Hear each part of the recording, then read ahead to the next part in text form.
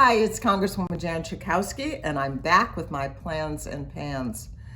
Most of the world is just waiting to see whether or not Vladimir Putin and Russia invade Ukraine. It seems that all signals point that way, but thanks to the President of the United States, who made a speech to Congress yesterday, he said that diplomacy is still not off the table. It's always open, and we will do everything that we can to avoid that. But in the meantime, all things are taking place in order to be ready, completely ready for it, not only the United States, but along with our allies all around the West.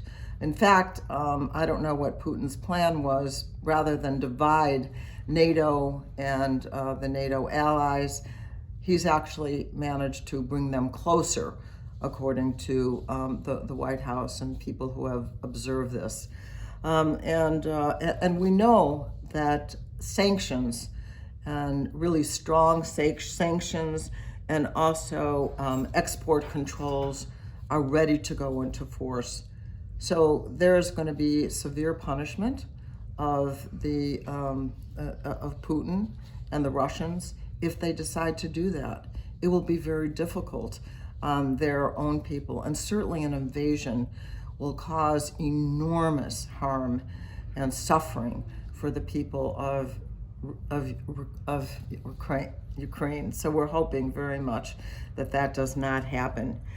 We also know that among the sanctions, that the Nord Stream 2 pipeline that Putin very much wants to have to bring oil to Germany will be completely off the table.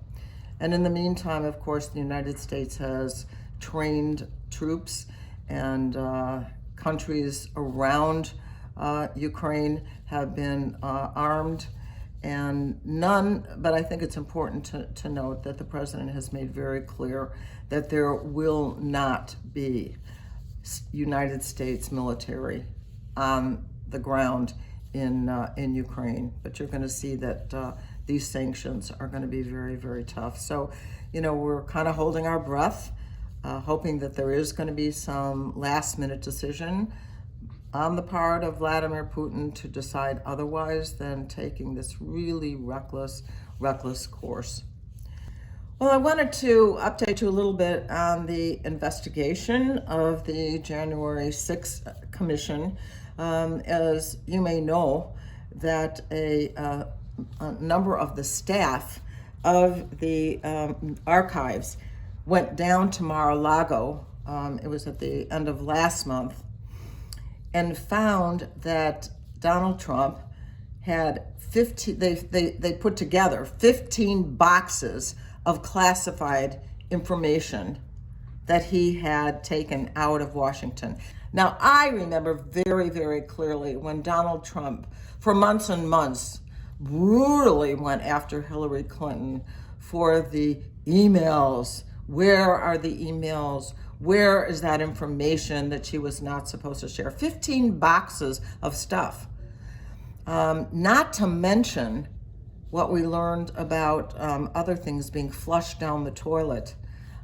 Donald Trump is said to have said that he had to flush the toilet in the White House 10 times before it would really flush. I wonder why the plumbing wasn't working so well. But he did. He flushed it down the toilet. That is pretty widely known. And so it seems as if a lot of things that are important are happening, not only in that investigation, but that a court in New York has said that Donald Trump and Donald Trump Jr. and Ivanka Trump need to be deposed, have a deposition. That means come in and answer questions about the business activities of Donald Trump and his operations, his business operations. And so all of these kinds of things are coming together right now. And we are all, just following and watching. So last week, the Budget Committee on which I sit had a hearing on what we call the debt ceiling, and whether or not we're going to just perfunctorily, as we have most of the time in the past, raise the debt ceiling for the United States of America. Now, that might sound quite logical. Why raise the debt ceiling?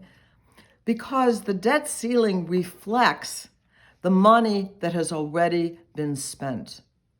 And the Constitution prohibits us from not paying the bills that have already been incurred.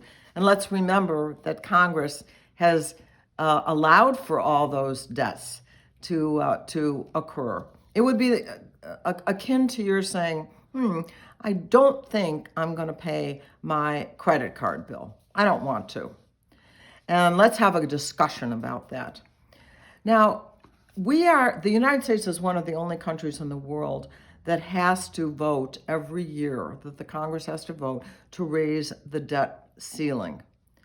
And it has been used in a political way to extend this conversation so that it feels like we might be heading to a default. And what would that mean? In this hearing, we were told by the experts that it would be disastrous for the economy. And even the threat and getting close to that deadline has real consequences. I mean, if there was any kind of default, real people would be deeply affected. Social Security payments would not go out. The veterans' benefits would not go out. There would be disruption in the marketplaces. We had a woman from who owns a small business who says when there is the threat of a default, it's hard for her to get the kind of credit she needs. Decisions about the future and about the kinds of things that she can do to expand her business or raise wages for her workers are postponed until this is finally done. And so I'm a co-sponsor of legislation that says, let's just get rid of the debt ceiling. Let's make it like every other country, I think it's except for Denmark, who just automatically raises the debt ceiling and keeps paying all the bills of their country. And by the way, what Denmark does is just raise the debt ceiling so high that it would never get reached. So we're the only ones who play this game, and it's turned into a real political game. And it's just the kind of insecurity and uncertainty that gets created in our markets and in our communities and in the homes of individuals. So it doesn't sound like a big deal, but we fight about it every year, it seems, lately, and it's time to end that. But speaking of Social Security, this is the 82nd anniversary of the first Social Security check to go out. And I am a co-sponsor of House Bill 2100, which is Social Security 2100, a sacred trust. That's the name of the bill. And its chief sponsor is my colleague John Larson from Connecticut. And we have a number of co-sponsors, and it's really a fantastic bill. And, when I speak about Social Security, I've been working on issues that affect the elderly and others that are eligible for Social Security benefits for a very, very long time. Well before I was a senior citizen myself, I worked on these issues.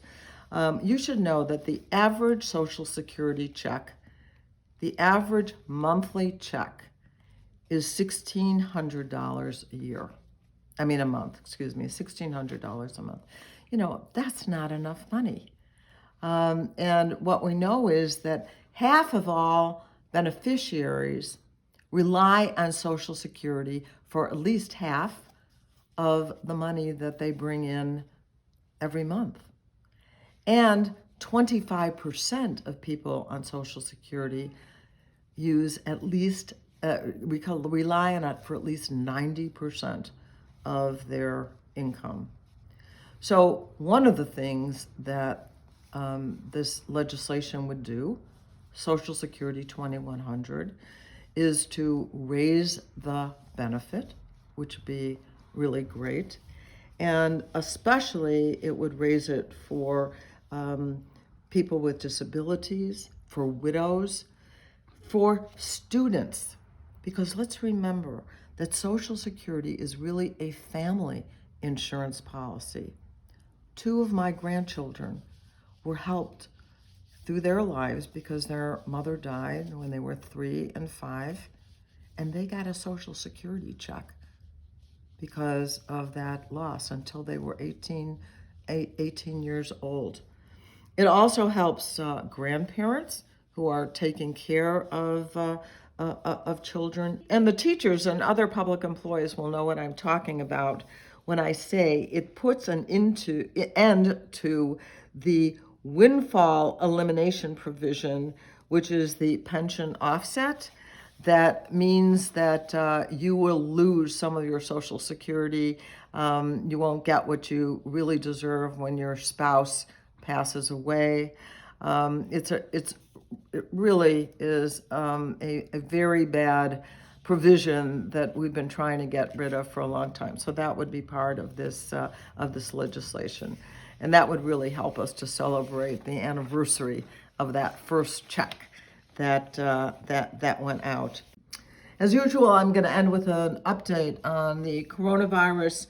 Illinois reported 3,184 new cases of COVID yesterday on Friday. Just, we need to recall that, and be aware that it is still with us. We are still seeing new cases. And the Chicago Department of Public Health Commissioner said that the city is watching 4 different metrics to make a decision on whether to drop the mask mandate.